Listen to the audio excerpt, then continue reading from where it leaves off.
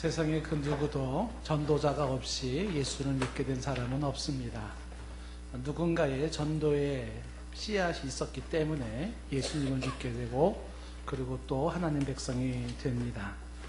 오늘 말씀이 전도에 대한 아주 여러 가지 정보를 주고 있어서 오늘 본문 말씀을 가지고 전도의 실제 전도에 관련된 12가지를 한번 우리가 체크를 좀 해보려고 합니다. 체크를 하시면서 이것이 나랑 무슨 상관이 있는지 한번 좀 돌아보는 시간을 가져도 좋을 것 같습니다. 오늘 말씀 속에서 전도의 실제 12가지 한번 보도록 하겠습니다. 첫 번째는 생활화된 전도를 먼저 주목해 봅니다. 한번 따라해 볼까요? 생활화된 전도. 바울의 삶에 오늘 말씀에 보면 전도가 생활화되어 있다는 걸 보게 됩니다. 4절 말씀에 보니까 안식일마다 바울이 회당에서 강론하고 유대인과 헬라인을 권면했다라고 말합니다. 가만히 있을 수 없는 바울이 안식일마다 이렇게 말씀을 전했는데, 안식일마다 하는 이 말이 규칙적으로 정기적으로 이렇게 전도했다. 그러니까 바울의 삶이 생활화된 그의 전도의 모습은 그런 규칙적인 일회성 전도가 아니라 계속 정기적인 전도의 삶을 살았다라는 것을 말해주고 있고요. 그러면서 이 안식일마다라는 이 말의 또 이면을 보면 안식일이 아닌 주중에는 텐트를 만들며 직장 생활을 열심히 했다, 그런 의미가 있습니다. 그러니까 직장 생활을 열심히 하고 그리고 또 정해놓고 전도했던 안식일이 있었다라는 것입니다. 브리스길라와 아굴라 부부와 함께 우리가 지난주에 보았던 바울이 전도의 일상생활에 열심히 일했던 모습을 봅니다. 물론 바울은 그러면 직장생활하는 텐트를 만든 일을 하면서는 전도를 안 했을까? 그렇지는 않습니다. 우리가 지난주에 보았던 것처럼 바울과 그 다음에 브리스길라와 아굴라 이들의 삶에서 보여주는 것은 직업이 복음보다 앞서지는 않았어요. 그 말이 뜻이 뭐냐면 생계를 유지해야 되는 직장이 얼마나 중요합니까? 그런데 그 중요한 생계를 유지하는 직장보다 더 크고 더 가치 있고 더 의미 있는 복음을 그들은 알았다는 거거든요. 더 중요한 더 가치 있는 복음을 알아서 결코 직장이 복음보다 앞서지는 않았다라고 하는 것이었는데, 그들의 그 모습은 직장은 곧 선교의 현장이었고 직장은 곧 선교의 도구였습니다. 그래서 선교를 위해서 기꺼이 직장도 스탑을 할 수 있었던 그들의 모습 아닙니까? 그렇다면 주중에 바울이 지금 이렇게 일을 했다라고 하는 것은 전도를 안 하는 것이 아니라 시간이 되는 한 열심히 거기서도 일을 하죠. 일을 하면서 전도했죠. 그러한 일상의 전도도 있었지만 그러나 정해놓고 하는 전도가 있었다. 그것을 안식일마다라고 말을 하고 있다는 것입니다. 사도 바울은 자기의 생명에 닿는 그 순간까지 당신의 삶은 전도의 삶이었습니다. 왜 그러냐면 그것이 중요한, 모든 인생의 중요한 문제이기 때문에 그렇습니다. 전도가 생활화되어 있다는 것이 첫 번째로 볼 수 있는 모습이면서, 그러면서 두 번째로 우리가 볼 수 있는 게 뭐냐면 한번 따라합시다. 합리적인 전도. 전도가 굉장히 합리적이었다라고 하는 것을 보게 됩니다. 이 4절 말씀에 보면 바울이 회당에서 강론하고 라고 할 때 강론, 이게 계속 나왔던 우리 단어예요. reason, 영어로 reason. 이유라는, 우리가 보통 이유 할 때 reason 그거거든요. 동사로 써서 이유, 강론하다, 이 말을 우리가 몇 번 설명을 했지만 강론하다, reasoned, 과거로 했을 때 이게 뭐냐면 합리적으로, 이성적으로, 논리적으로 설명하고 설득하고 입증하고 했다라는 거예요. 그러니까 전도를 할 때 억지 쓰는 게 아니고, 전도를 할 때 우격다짐하는 게 아니고, 전도할 때 그냥 뭐 이렇게 막 구걸하는 그런 게 아니라는 거예요. 그런 게 아니라 왜 우리가 예수님을 믿어야 하는지, 왜 모든 사람에게 예수님이 필요한 건지, 그것이 왜 선택이 아니라 필수여야만 하는 것인지, 인생에 이게 왜 이렇게 중요한 것인지, 그래서 reason, 그거를 합리적으로 논리적으로 설명했고 설득을 했다라고 하는 것이에요. 사람들로 하여금 그래서 예수를 믿는 거구나. 정말 그러네. 내 인생에 예수님이 정말 그리스도로 중요한 분을 모셔야 되겠네. 이렇게 설득을 했다라는 거예요. 그래서 이 4절에 보면은 강론하고 다음에 거기 유대인과 헬라인을 권면하니라고 되어 있잖아요. 그 권면이라는 단어의 정확한 의미가 설득이에요. 설득하니라 라고 되어 있습니다. 그래서 바울은 전도를 할 때 굉장히 합리적인 현실적인 전도를 했다. 설득을 했다는 겁니다. 사람들을 향하여 구원이 없음을 그렇게 쉽게 단정짓는 것이 아니라 정말 그 학교 가기 싫어하는 아이에게 엄마가 다정스럽게 설득을 시켜요. 왜 학교를 가야 되고 왜 공부를 해야 되는지 격려하며 설득을 해서 학교를 가기 싫은 학교를 가게 하는, 그렇죠? 그게 바로 저였던 것 같아요. 어릴 때 참 가기 싫었는데 저희 어머니 여기 계시지만은 참 잘 설득해 주셨던 것 같아요.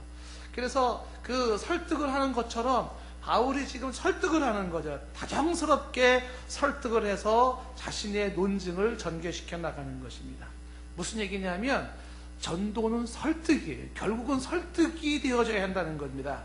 무슨 얘기예요? 상대방이 동의를 해야 되고 상대방이 인정을 해야 되고 상대방이 받아들여야 됩니다.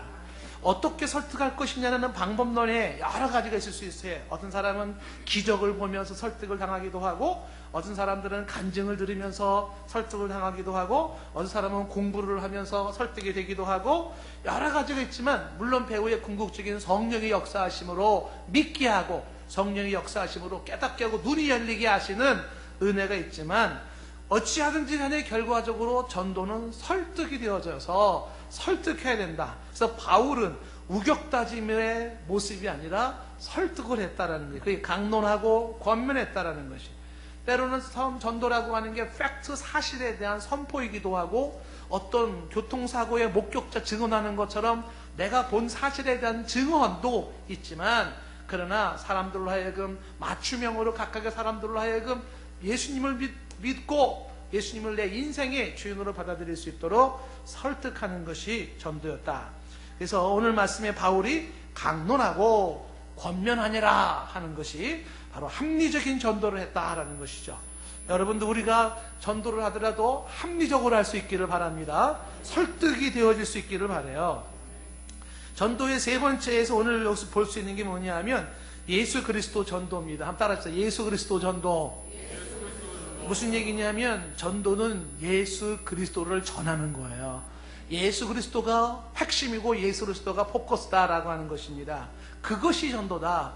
자, 5절 말씀에 보면은 여기서 이제 신라가 빌립보에서 오게 되고 디모데는 데살로니가에서 오게 되는데 이들이 마게도냐에서 내려왔습니다. 전도하는 바울을 응원하기 위해서, 통역하기 위해서 왔죠. 그때 바울은 하나님의 말씀에 붙잡혔습니다.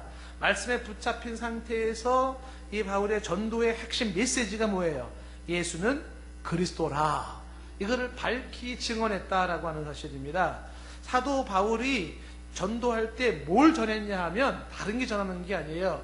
예수라는 분이 있는데 그분이 그리스도야. 이거를 전했다라고 하는 것입니다. 자, 이렇게 해서 이 장면이 지금 고린도 지역에서 있는 장면인데, 이렇게 해서 생긴 이 고린도 교회 훗날에 이제 편지를 써요. 바울이 편지를 쓸 때 지금의 이때의 장면을 이렇게 설명을 합니다.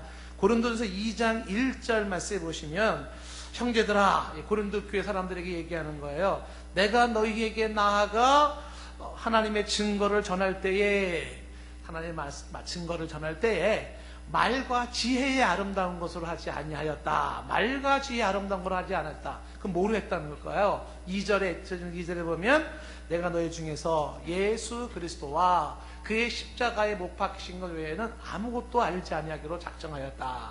이거죠. 사도 바울은 철학자거든요. 사도 바울은 지금 소크라테스의 계보를 이을 만큼 훌륭한 철학자입니다.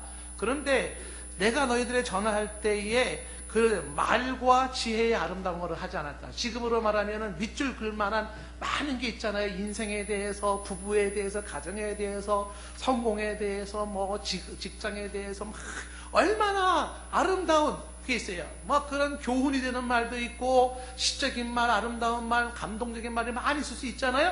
근데 그런 말과 지혜의 아름다운 것을 하지 않았다는 거예요. 못해서가 아니에요. 그것이 중요하지 않다. 그거보다 100번, 1000번 너희들에게 전해줘야 될 중요한 메시지가 뭐냐면 예수 그리스도와 그의 십자가에 못 박히신 것. 왜 그래요? 이것이 가장 중요한 것이기 때문이다 라고 하는 것이죠. 무슨 얘기입니까? 세상의 모든 사람들은요, 동서고금 남녀노소를 막론하고 빈부귀천을 막론하고 모든 사람들에게는 그리스도가 필요하다는 사실이에요. 알든 모르든 인정하든 인정하지 않든지 간에 모든 인간에게는 그리스도가 필요합니다. 내가 죄 아래 있고 내가 죄에 묶여 있고 내가 죄의 저주 아래 묶여 있어요. 미처 깨닫지 못해. 내 몸에 암덩어리가 있는데 깨닫지 못했던 것처럼 내 안에 죗덩어리가 나로 하여금 그 죄의 사슬에 묶어서 나를 영원한 저주로 나를 묶고 있었다는 사실입니다.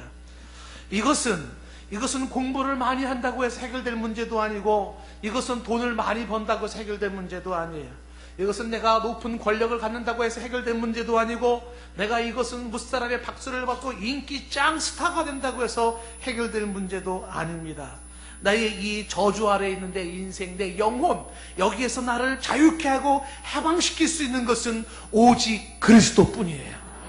그래서 그 그리스도를 통하여 우리는 이 저주에서 벗어날 수 있고, 이 죽음과 지옥의 형벌 속에서 영원한 벌 속에서 벗어날 수가 있습니다.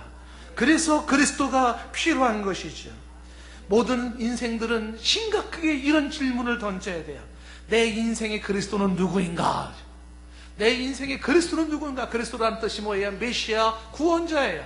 내 인생의 메시아는 누구인가? 내 인생의 구원자는 누구인가를 질문을 던져야 됩니다. 바울은 이야기하잖아요. 예수 그리스도 그분만이 그리스도임을 밝히 증언했다고 말했어요. 예수님만이 그리스도라는 사실인 것이죠.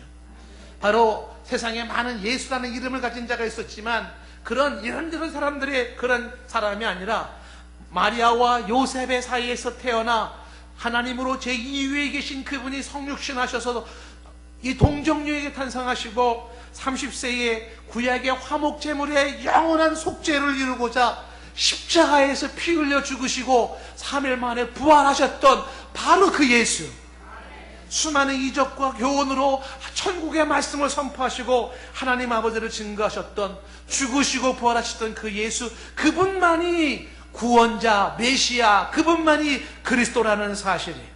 구약이 바로 이 예수 그리스도에게 집중하고 있었고, 신약이 바로 이 예수 그리스도에게 집중하고 있었다는 사실이거든요. 수천 년 동안에 하나부터 10까지 모든 것들이 그 예수 그리스도에게 초점을 맞추고 있어요. 여인의 몸에서 태어날 것부터, 그의 몸이 제비로 뽑힐 것부터, 나무에 매달릴 것부터 수도 없는 것들이 다 예언되어져 있는데 예수 그리스도에게 초점이 맞춰져 있다는 사실입니다. 예수 그리스도를 통하여 구원을 이루고 예수 그리스도를 통하여 죄의 저주의 사슬에서 벗어날 수가 있게 됩니다. 예수 그리스도를 통하여 금생과 내세의 내 영혼이 보장을 받게 되는 것입니다. 전도는 결국 뭐예요? 예수 그리스도를 전하는 거예요. 지금 우리가 이 말씀 속에서 바울이 전도를 하는데, 전도를 뭐 하냐면 예수 그리스도 5절 말씀에 예수는 그리스도라 밝히 증언하니 라고 되어 있잖아요. 예수는 그리스도라 밝히 증언하고 있는 것이 바울의 모습인 것입니다. 그러므로 우리가 오해하지 말아야 되는 것은 뭐냐면, 전도는 단순히 부침개를 붙여주고 휴지를 전달해주고 바카스 한 병 주고 볼펜 한 자루 주는 게 전도가 아니에요. 사실은요, 그게 나쁘다는 게 아닙니다. 그건 전도를 위한 접촉점에 불과한 거예요.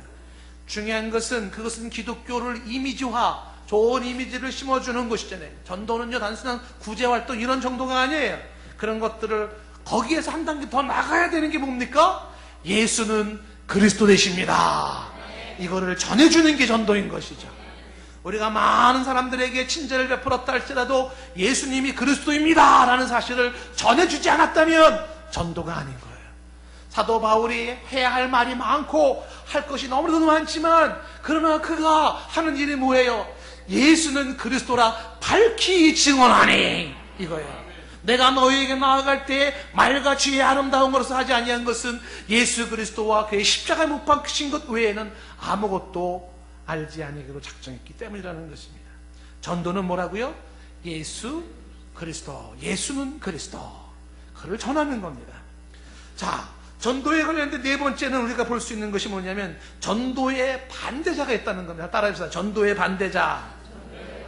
전도할 때는 반드시 반대자가 있다는 사실입니다. 우리가 사도행전을 매주일마다 보지만은 우리가 사도 바울이 전도할 때 어떤 사람들은 깨닫고 감동하고 결단하고 다음 안식일에도 전해달라 이런 사람들 많이 있었잖아요. 세례받고. 그러면서도 동시에 또 누가 있었어요? 시기하고 질투하고 돌멩이 던지고 쫓아내는 사람들이 있었잖아요. 반드시 반대자가 있었다는 사실이에요. 오늘 말씀에도 보니까 이 예수는 그리스도라고 밝히 전할 때 6절에 보니까 어떻게 그들이 대적하며 비방하거늘이라고 되어 있습니다. 대적하고 비방하는 자가 있었다는 거예요. 이 대적했다라는 건 반대했다는 것이고 비방했다는 것은 욕설을 퍼부었다는 뜻이에요. 욕설을 퍼부었어요. 바울을 향하여서 어떤 욕을 했을까요? 아마 별의별 욕을 다 했을 겁니다. 그런 욕, 듣고 싶지 않은 인격이 무시당하는 그러한 욕을 했다라고 하는 것이. 전도는 뭐가 있냐면 반대자가 있어요. 여기는 지금 욕했다고 했지만 지난번에는 돌멩이 집어던져가지고 죽었잖아요. 매 맞았잖아요. 온몸이 멍이 들고 피투성이가 되지 않습니까? 그래요. 전도에는 이런 반대자가 있습니다. 왜일까요? 왜냐하면 전도는 장난이 아니기 때문에 그래요. 이거는 장난이 아니에요. 이건 소설도 아니고 드라마도 아니에요. 이 전도는 생명이 걸려있는 전투 현장이에요. 전투 현장. 이게 진짜 백이기 때문에 그런 거예요. 이게 단순하게 선택으로 그냥 시간 나면 믿고 안 믿고 이런 문제가 아니에요.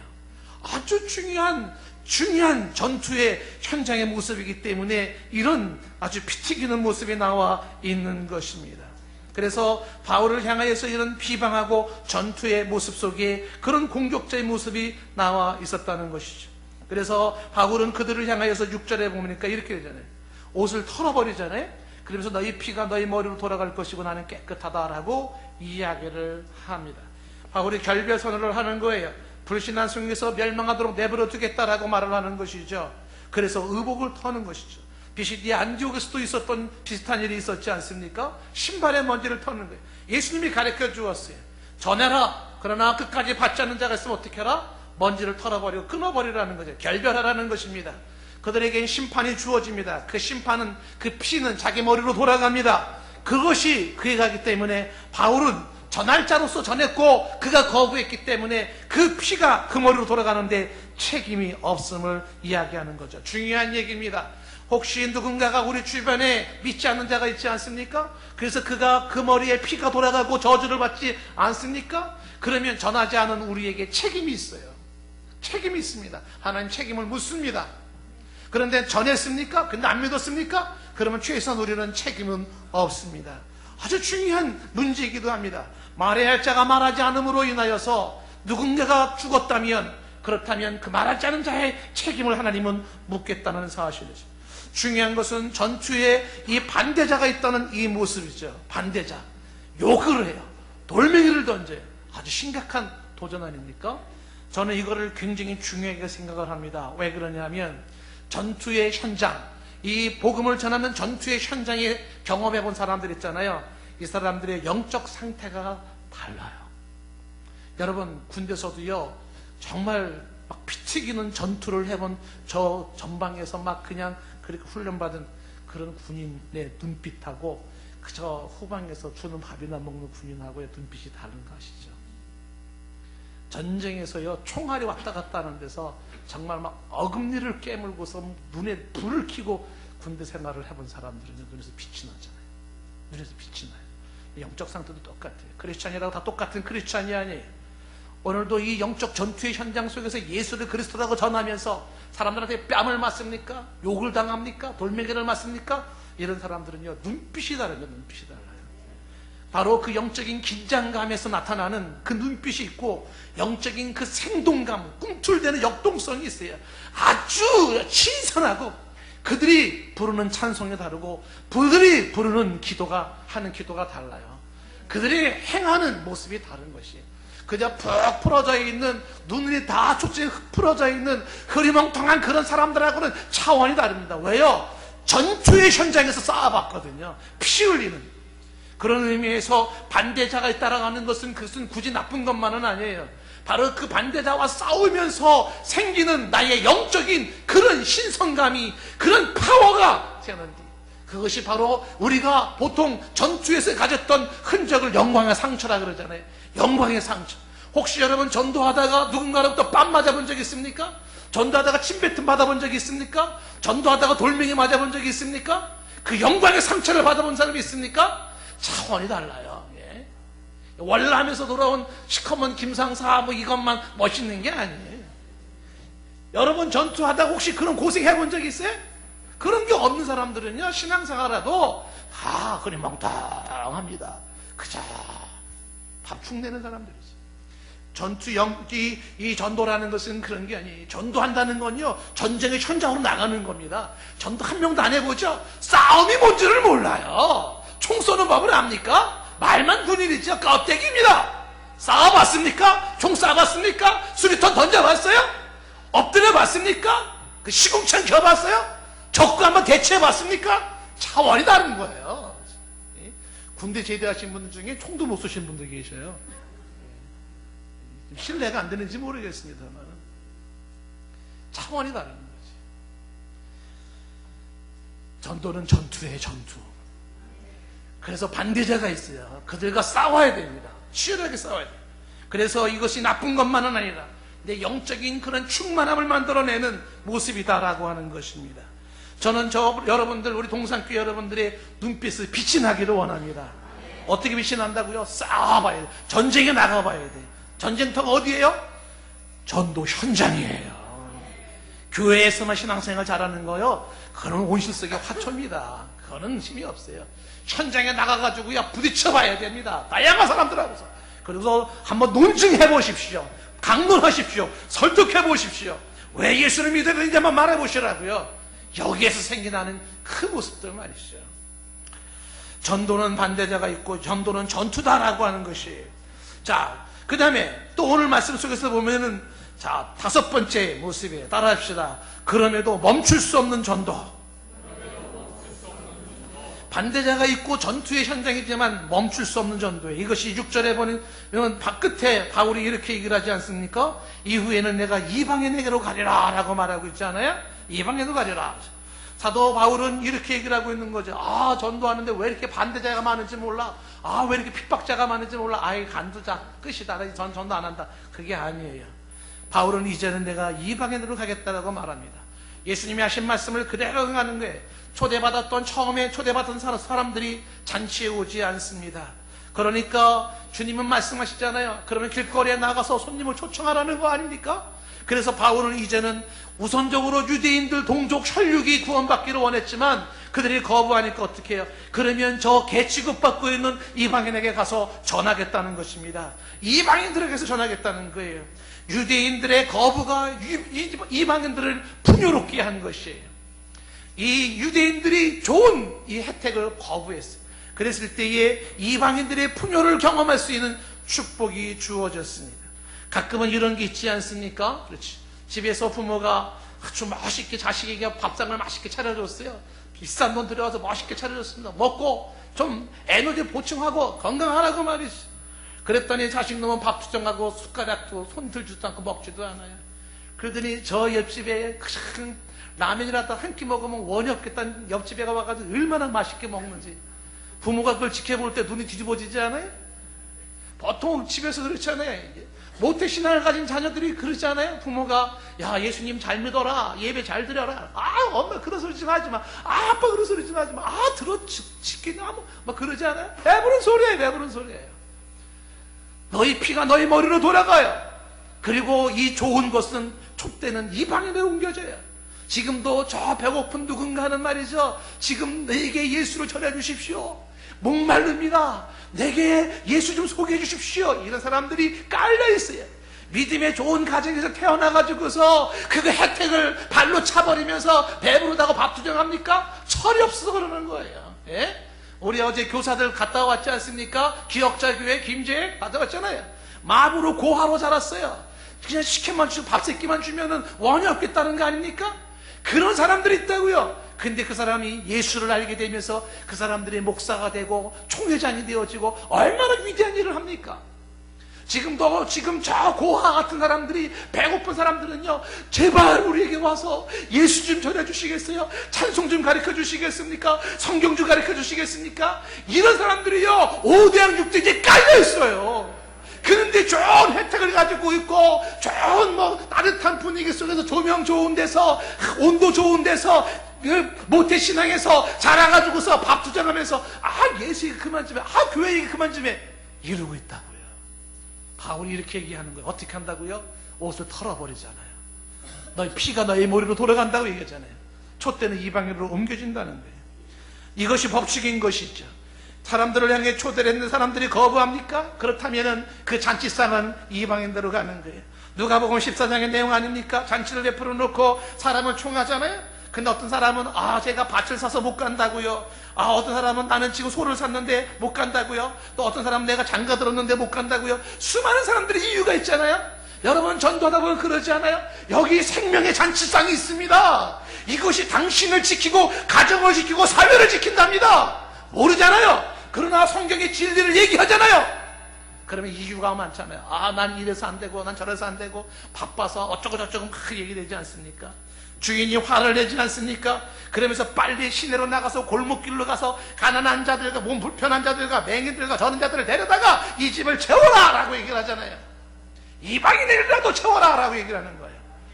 우선적으로 주어졌던 혜택을 거부했을 때 그때는 어떻게 해요? 그 복음이 다른 사람에게로 전달되어서 가는 것을 보게 되는 거죠. 이 법칙을 바울은 잘 알고 있었습니다. 그래서 사도 바울은 비록 핍박자가 공격자가 있다고 해서 끝? 아닙니다. 그러면 어떻게 해요? 또 다른 데로 가는 것이죠. 다른 데 가서 그곳에서 계속해서 전도를 하는 겁니다.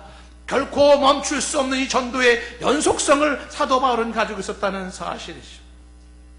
전도에 대한 오늘 말씀의 또 하나의 특징이 뭐냐면 전도의 결실이 있다는 것을 보게 되죠. 전도의 결실, 따라하십시다. 전도의 결실. 여섯 번째, 전도의 결실을 우리가 보는 거예요. 8절 말씀 보니까 전도의 결실이 회당장 그리스도라고 되어 있고, 그리고 온 집안과 그리고 더불어 수많은 고린도 사람들이라고 되어 있습니다.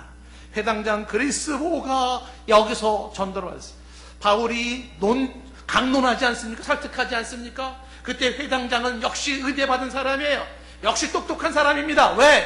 말씀을 들을 때 그냥 흘려듣지 않았어요. 왜? 무슨 얘기가 있지? 뭔가가 있을 거야. 귀담아 들었습니다. 그리고 그리스도. 그리스도. 맞아, 내 인생은 그리스도가 필요했지. 그리스도가 바로 예수였구나. 깨닫고 예수님을 영접해요. 그래서 이 그리스도가 이제 예수님을 영접하고 세례를 받는데, 훗날에 사도 바울이 고린도 교회를 향해서 편지를 쓸 때 이 그리스도를 언급을 합니다. 고린도전서 1장 14절에 이렇게 얘기를 하죠. 나는 그리스도와 가이오 외에는 너희 중에 아무에게도 내가 세례를 베풀지 아니한 것을 감사하노니라고 얘기를 합니다. 사도 바울은 세례를 주는 것을 원치 않았어요. 왜? 사람들이 예수 그리스도에 초점을 두지 않냐고 누구한테 세례를 받았느냐는 이런 시비에 얽매이지 않기 위해서. 그래서 소수의 세례를 줬는데 그 소수의 세례 받은 사람 중에 한 사람이 누구냐면 그리스도예요. 사도 바울에게 직접 세례를 받았다라고 하는 이 그리스도. 이 그리스도는 복받은 사람입니다. 저는 저를 세례를 준 사람이 시율린이라는 선교사님인데, 우리 집에 아는 식구들이 다 시율린, 미국의 오하이오주의 선교사님인데, 미국에서 공부할 때 그 시율린 선교사님의 그 글을 보면서 제가 얼마나 충격을 먹었는지. 제가 미시간에 살고 인디아나에 살았는데 그 옆에가 오하이오주예요. 거기 시율린 선교사님. 그래서 그 선교사님 사진을 내가 딱 보고, 이 강원도 철원에 이평리에 와가지고서요, 지금 저희 어머님 공공 얘기해요. 그 어려웠던 시기에 60년대 선교사들이 와서 병든 사람들 고쳐주고 먹을 거 주고 우리 식구들 다 세례를 주었거든요. 참 감사해요. 정말 만나보고 싶어요. 그 집 가족들 아마 살아있을 것 같은데. 그러니까 이런 혜택을 받았다는 건 굉장히 감사한 거예요. 그 누구한테서 공부를 했는가, 누구한테서 세례를 받았는가 중요하지요. 여러분들 바로 그런 모습 속에 이 그리스도가 혜택을 누렸습니다. 혹시 지금 여러분들이 아마 어떤 모습에서 어떤 혜택이 주어질지 몰라요. 놓치지 않기를 바랍니다. 배울 수 있을 때 배우시고 세례 받을 수 있을 때 세례 받으시고 나중에 밀지 마십시오. 이 기회를 놓치지 마십시오. 항상 있는 기회는 아니었다는 겁니다. 사도 바울은 반대에서도 있었지만 결실이 있었어요. 그 결실은 사도 바울의 보람이기도 합니다. 이 그리스도는 바울이 한테 세례를 받고 구원받고 그의 집안이 다 세례를 받고 어떻게 됐을까요? 생명의 은인이 바울인 것이죠. 여러분이 누군가에게 복음을 전했습니까? 그가 구원을 이루었습니까? 그 영혼 생명의 은인이 바로 전도자였다는 사실인 것이죠. 자, 그러면서 이제 오늘 말씀의 전도에 대한 7번째는요, 전도의 두려움이 있다는 것이에요. 전도의 두려움. 9절 말씀에 보니까 밤에 주께서 환상 가운데 바울에게 말씀하시면서 두려워하지 말며라고 이야기를 합니다. 한번 따라해 봅시다. 전도의 두려움을 넘어라. 전도한다는 것은 두려운 거예요. 전도는 두렵습니다. 왠지 아십니까? 그것은 전도할 때 거부당하는 것에 대한 두려움이고요, 반대자에 대한 두려움이고 역공격에 대한 두려움이 있어요. 전도를 많이 한 사람들요 항상 두렵습니다. 여러분 바울의 고백을 한번 들어보시겠어요? 고린도전서 2장 3절 말씀에 이렇게 바울이 얘기해, 천하의 목숨을 걸었던 바울이었는데도 그는 이렇게 얘기했죠. 고린도 교회를 향해서 내가 너희 가운데 거할 때에 약하고 두려워하고 심히 떨었노라. 무서웠어요. 바울도 고린도에서 전도할 때 그는 약했고 두려웠고 심히 떨었어요. 그래서 지금 주께서 격려하시는 거예요. 두려워하지 말아라 라고 격려하고 있는 것이, 그 격려, 이 전도의 두려움이 있는 것이. 우리 교회도 전도하러 나가지 않습니까? 수요일날 전도하러 나갈 때 막 분홍색 가방 들고 막 이제 피플지 담고 전도지 담고 그리고 전도하러 나가잖아요. 나가면서 속으로 이런 생각합니다. 오늘은 사람 안 만났으면 좋겠는데. 왜요? 사람 만나는 게 두려워요. 그리고 속으로 기도하잖아요. 주여, 전도하러 가지만 사람을 안 만나게 하옵소서. 큰 맘 먹고 아파트 가가지고 띵동 누를까 말까 고민하다가 띵동 했는데 안에서 누구세요? 그러면 무서워가지고 막 도망가 숨잖아요. 그 벨 누를 때 띵동할 때 인기척이 없기를 바랬는데 또 누구세요? 말이 나오니까 전도하러 가서, 이게 누구나 있는 모습이에요. 예, 저도 예전에 전도지 들고요, 뭐 장충 공원 막 전도지 할 때 사람 보고 가리는 거야. 전도지 딱 들고 나갔잖아요. 관상부터 보는 거야. 저 사람은 이래서 안 되고, 저 사람은 저래서 안 되고, 가장 착하게 생기고 순박해 보이는 사람한테 가가지고 전도를 해요. 그게 쉬운 게 아니에요. 바울이 두려웠어요. 떨었습니다. 심히 떨었어요. 무서운 거예요. 모든 전도는 그런데 그 두려움을 넘어야 돼요. 전도는 그 두려움을 넘어서 해야 됩니다. 이 두려움을 이길 수 있는 방법은 있습니다. 전도의 두려움을 넘어갈 수 있는, 극복할 수 있는 가장 좋은 대안이 뭔지 아십니까? 사랑이에요. 사랑하는 겁니다. 요한일서 4장 18절 말씀처럼 사랑 안에는 두려움이 없어요. 사랑하면 두려움이 사라지게 되어 있어요. 온전한 사랑이 두려움을 내어 쫓는 것이죠. 사랑이 두려움을 몰아내는 거예요. 누군가를 전도할 때는 두려움이 싹이 틉니다. 망설여집니다. 그걸 극복할 수 있는 방법이 뭐라고요? 그 영혼을 사랑해야 돼요. 그 영혼을 불쌍히 여기며 사랑해야 되는 거예요. 그때 그 두려움이 사라지게 되는 것입니다. 전도의 두려움을 넘어서기를 주께서 원하셨어요. 그래서 떨고 있는 바울에게 밤중에 오늘 말씀 9절에 말씀하고 있는 거죠. 두려워하지 마라. 두려움을 넘어서는 전도가 이루어져야 합니다. 우리의 삶 속에도 많은 전도할 때 주저하는 모습이 있고 두려움이 있을진데 영혼을 사랑하시고 사랑하는 마음을 달라고 기도하세요. 그리고 주가 주시는 그 마음 가지고 사랑하면서 이길 수 있고 넘어갈 수 있기를 바랍니다.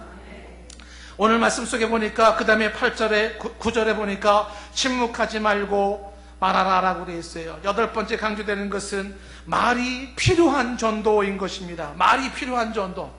어떤 전도는 말이 필요 없는 전도가 있어요. 기독교를 반대하는 게 심하면 심할수록 그런 사람에게 말이 필요치 않습니다. 그 사람들의 행동으로 보여줘야 됩니다. 기독교를 해서 부정적이고 기독교를 반대하고 기독교를 핍박하는 사람이 있다 그러면은요, 말로 하면 안 돼. 그냥 크리스찬으로서 멋지게 살아주는 것으로 행동으로 보여줘야 되는 거예요. 그런데 모든 사람이 그렇지만은 않아요. 어떤 사람들은 플러스에 해당되는 사람이 있어요. 기독교에 대해서 긍정적이고 기독교에 찬성하고 기독교에 관심을 두고 기독교에 호의를 두고 있고, 혹은 나아가서 구도자가 있어요. 무엇이 길인지, 무엇이 구원인지, 그리스도는 누구인지, 기독교는 무엇인지 알고 싶은 구도자가 있어요. 이런 사람들에게는 말이 필요해요. 말해줘야 돼요. 그런데 많은 사람들은, 크리스찬들이 말을 안 해줍니다. 안 해주는 이유가 말한다는 거는 괜히 사생활 침해하는 것 같고, 또 말해가지고 뭐 논쟁하고도 싶지도 않고, 또 그 말을 할 필요가 없는 건 다 아는 얘기일 테고, 뻔하고, 그래서 말을 안 해요. 그렇지 않습니다. 모릅니다. 전해줘야 돼요. 예수는 그리스도라는 것을 설명을 해줘야 됩니다. 왜 이것이 우리가 필요한 것인지를 설명을 해줘야 돼요. 말하지 않으므로 사람들은 듣지 못함으로 믿음을 갖지 못하는 것입니다. 크리스찬들이 침묵하고 말하지 않는 걸 성경은 벙어리개라고 얘기를 하고 있습니다. 벙어리개. 다른 게 아니에요. 정치를 향하여서 손드는 것이 이게 크리스찬의 할 목맛은 아니에요. 예수가 그리스도라고 분명히 말하지 못하는 것이 오히려 이게 성경에 말하고 있는 벙어리개의 모습인 것이죠. 모르드게가 에스더에게, 왕비가 된 에스더에게 에스더 4장 14절에 말을 합니다. 네가 만일 잠잠하여 말이 없으면, 네가 잠잠하여 말하지 않는다면 이 죽음 아래 있는 유대인들은 다른 데로 말미암아 노움을 받겠지만 너와 네 집은 망할 것이라고 이야기를 합니다. 바로 에스더에게 모르드게 했던 것처럼 당신이 말하지 않는다면 이 사람들은 돌멩이가 소리를 쳐서라도, 나귀가 말을 해서라도 구원받겠지만 당신과 당신 집은 망할 것이라고 말하는 모습을 충격으로 들어야 돼요. 말해야 됩니다. 말해줘야 한다는 사실이에요. 열왕기하 7장 9절에 보도 거기 보면은 문둥병자들이 나오는 대화가 있어요. 사마리 성에서 문둥병으로 살면서 비극을 경험하지 않습니까? 얼마나 먹을 것이 없었는지 그 가난 속에서 엄마가 아기를 잡아먹어요. 인식, 자기 자식을 잡아먹습니다. 처참한 겁니다. 그러면서 오늘은 우리 집 애기 잡아먹고 내일은 니네 집 애기 잡아먹자. 이것이 사마리 성의 기근의 형편이에요.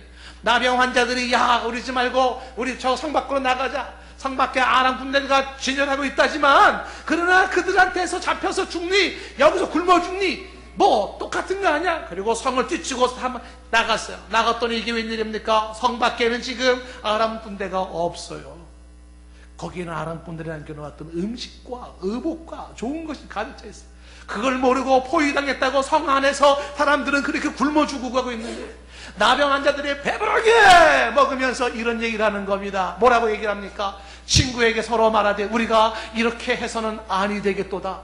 오늘은 아름다운 소식이 있는 날이거늘 우리가 침묵하고 있도다. 만일 밝은 아침까지 기다리면 벌이 우리에게 미칠지니 이제 떠나 왕국에 가서 알리자라는 것이, 오늘날은 아름다운 소식이 있는 날이거늘, 예수는 그리스도라고 하는 이 귀한 아름다운 소식이 있는 날이거든. 단순히 밥 세끼 먹는 정도가 아니라 나의 금생과 내세에 내 영혼의 저주의 문제를 해결할 수 있는 예수는 그리스도가 예수라는 사실이 있는 아름다운 소식이 있는 날이거늘. 그것을 아는 자들이 침묵하고 있다고 한다면, 밝은 날 아침까지 기다린다면 벌이 우리에게 임하지 않겠는가? 가서 전하자, 가서 말하자. 믿든지 안 믿든지 알려는 줘야 되지 않겠느냐 말이죠. 말해야 된다는 겁니다. 두려움에 떨고 있는 바울에게 주께서 한밤중에 나타나서 말씀으로 격려해 주는 것, 두려워하지 말아라, 침묵하지 말고 말하라. 오늘 말씀 9절 말씀에 침묵하지 말고 말하라 라는 것이, 지금도 여러분의 말을 듣고 싶은 사람들이 있을 거예요. 그들에게 말을 해야 됩니다.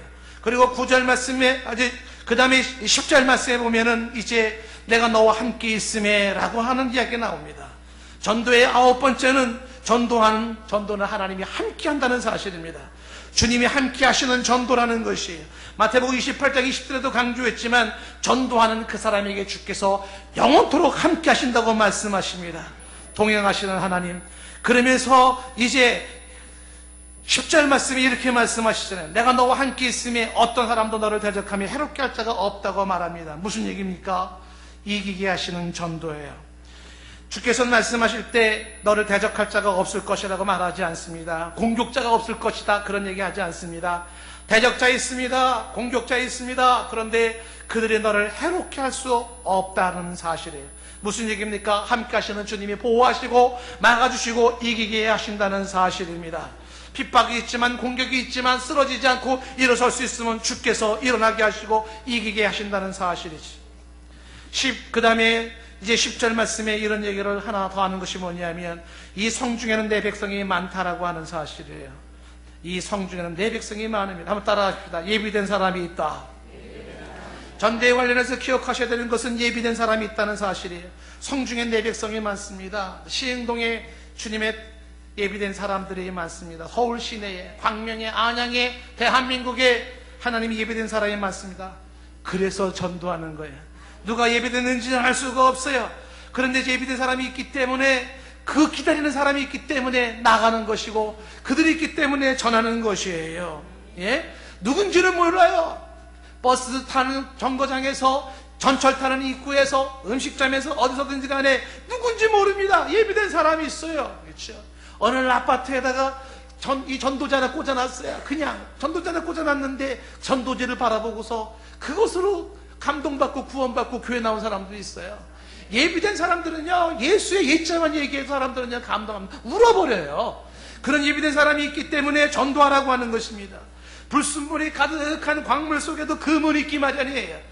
모두가 반대하고 모두가 거부하고 모두가 그런 상황 속에서도 거기에 예비된 사람들은 주님을 찾고 있고 주님을 기다리고 있고 주님을 향하여 열린 마음을 가진 자가 있어요. 그들이 있기 때문에 전도하라는 것입니다. 여러분의 전도의 현장 속에 바로 예비된 사람이 있음을 기억하시기 바랍니다. 오늘 마지막 말씀으로 11절에 보니까 교육이 필요한 전도예요.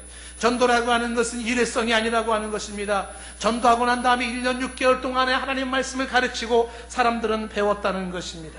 사람들은 배워야 합니다.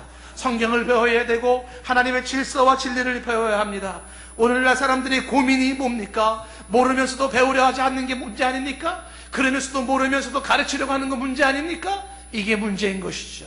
얼마나 교만한 모습인지 모릅니다. 알지도 못하면서 배우려고 하지 않고 알지도 못하면서 자신이 모든 걸 아는 것처럼 그렇게 고집 피우고 가르치려고 하고 있습니다. 여기엔 성장이 없습니다. 여기엔 발전이 없는 것이에요. 진실로 겸손한 모습으로 배우려는 자세를 가져야 하고 열심히 배우는 자에게 진보가 있고 미래가 있고 내일이 있고 성장이 있는 것입니다. 여러분, 전도한 이후에 계속 가르치고 그리고 배우고 그리고 성장해야 한다는 사실. 설교할 때마다 시간이 쫓겨서 제가 말이 얼마나 빠른지 몰라요. 말씀을 정리를 합니다. 오늘 말씀에 전도에 관련된 여러 가지 이야기들이 있어요.